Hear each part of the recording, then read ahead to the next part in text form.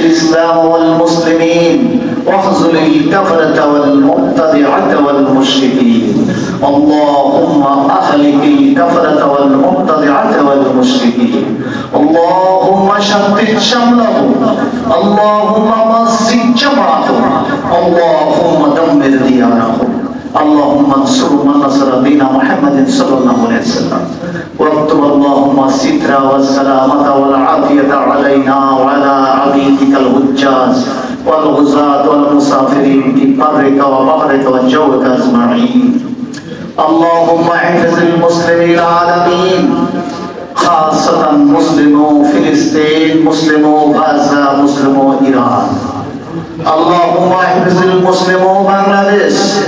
من مكر عدوك من مكر عدو الإسلام خاصة من مكر إسكون ومن مكر الهنود ربنا آتنا في الدنيا حسنة وفي الآخرة حسنة إن الله يأمر بالعدل والإحسان وإيتاء ذي القربى وينهى عن الفحشاء والمنكر والبغي يعظكم لعلكم تذكرون فاذكروني أذكركم واشكروا لي ولا تكفرون